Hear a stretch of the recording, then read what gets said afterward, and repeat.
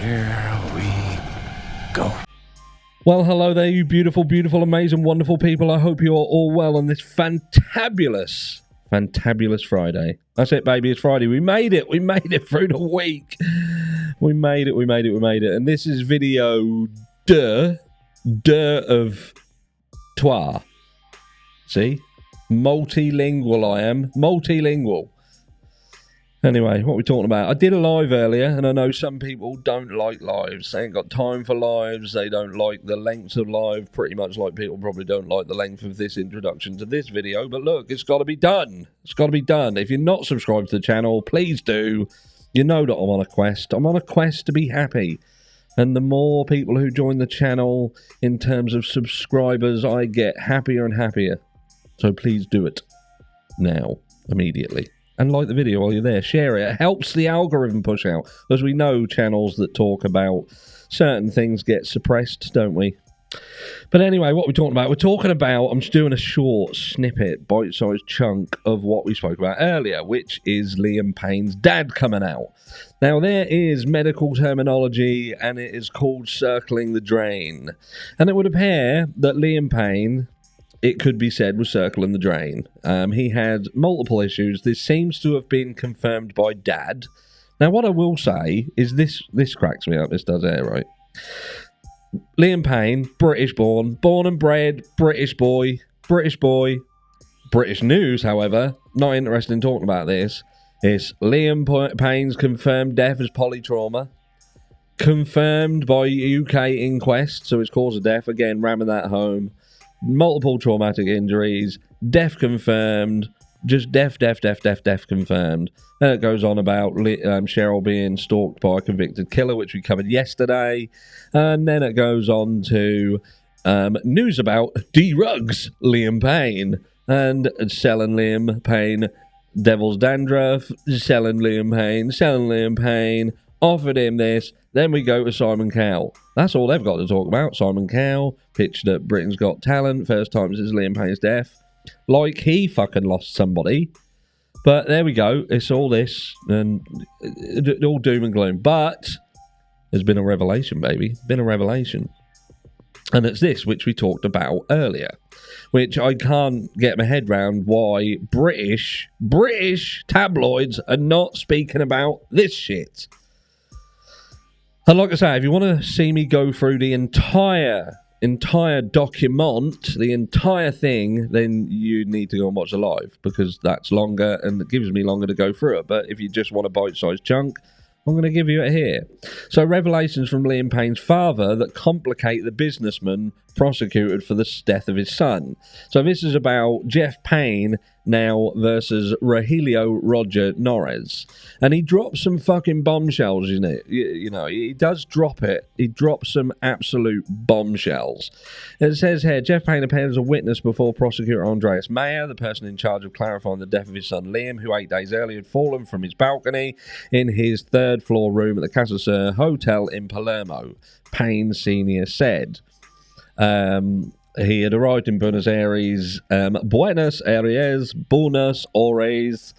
than 48 hours after the news of his death, which occurred on Wednesday afternoon. Now, he is saying that despite his family, like a lot of people in Liam's family had obviously cottoned on to what was going on because of social media posts all over, he didn't know, Jeff didn't know, until Rogelio Nores called him and told him.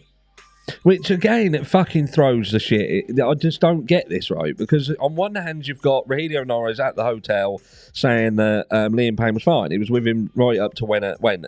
But before we just go into that as well, can I just say, like, a lot of people have sent me this photograph I'm going to show on the screen here. Let me just come down here for a minute. Because obviously we've seen the infamous picture of Liam Payne being carried through the lobby. Note timestamp. And they're trying to say that he was a mess, an absolute disastrous mess. But then we've got this other picture that shows him literally, 3 minutes earlier, seemingly on his feet, walking about, he's fine, walking away from the staff. Which that is causing some issues. Now, are these images accurate? Are they fake? Are they AI generated? Who knows? But they exist. And if literally there's a 3 minute the difference between Liam Payne being fine, walking away and trying to walk away from staff, and then them trying to say, literally in the document that I read yesterday, they're literally trying to say that he has passed out cold when he's being carried. And I still state, Liam Payne in that picture, if that's Liam Payne being carried, he is not out cold. He is holding his head up. He is being carried against his fucking will, and he is not knocked out. He is not out cold. So he is being taken back to his room and forcibly placed in a room on the 3rd floor balcony. That's it. So what the fuck was going on before he fell? Do you know what I mean? Before Liam Payne fucking fell, keep going Jay Slater. It's because I'm thinking about them cushions that Jay Slater's family have just made. We ain't got answers, but we got cushions. That's for another video. But anyway, stick a pin in it for a second. Let me just go back here. So we'll come back over here. But he talks about, what do you call it? He talks about the Argentine businessman, right? So let's just go down here. Payne's father and son had a pleasant relationship before his death. Fluid, they met in London every month in the singer's house to play all afternoon with Bear and his son. What the motherfuck? What happened there? Son with One Direction. Jeff's grandson, he knew that his son was an addict. They had seen each other on August 29th last year in Manchester for the singer's birthday. He was fine, stable, clean, he said in the testimony in Buenos Aires. But according to the contents of his statement, he did not know everything. He assured investigators that Liam planned to stay only 5 days in Argentina, also that the former One Direction singer did not have a phone. Now, he was obviously messaging people. He had access to message people because we've heard from certain celebrities that he had spoken to them seemingly on the day. I believe one of them being Nicole Shirtswinger.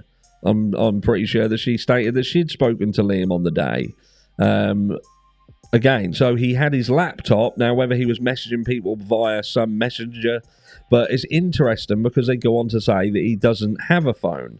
Liam didn't have his own cell phone, and it was his decision. Over the last few years, he changed his cell phone many times. Which, let's think about Maya Henry here, claiming that Liam Payne was messaging her off these different phones, whatever. But it seems that Liam Payne didn't even have his own cell phone, a decision that he had made.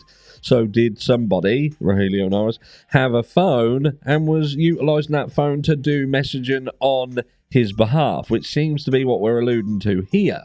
Over the last few years, he changed his cell phone many times. He decided to be offline as a protection method to avoid social media and also stay away from the possibility of relapsing into his addictions. That decision was his personal one, and he had the full support of his family group. Personally, I agreed that it was really a way for him to stay clear, take care of himself. Take care of his fucking self. It wasn't like that. Liam in Argentina had his cell phone, which he used, for example, to contact... Again, so there's a disparity there. Did he have a phone? Didn't he have a phone? So they're saying he had a phone. Liam Payne's father is saying he didn't have a phone. He decided not to have a phone for some time. And this is the kicker, right? Which we're going to get to. So if we just skip round here, and it said, for that reason, my telephone contact with Liam was not direct. So why wouldn't it be direct if he has got a phone? Did he have a phone? Didn't he have a phone? Seems that he didn't have a phone. So, who was making these calls and messages with regards to drugs and ladies? I said this weeks ago. Said it weeks ago. There's an issue here. So, for that reason, my telephone contact with Liam was not direct. It was always through third parties. Why is contact between a parent, a father and son, always through third parties? Then he identified them by name and surname. Kate Cassidy, Liam girlfriend, and businessman Rogelio Nores, alias Roger.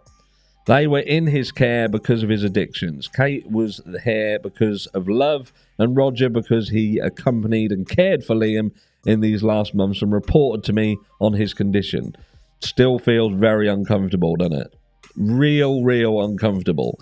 But like I say, if you want to hear this entire thing, you'll have to head back over to the live. I'll put a link to the live in the pinned comment down below so you can get a feel for this entire document.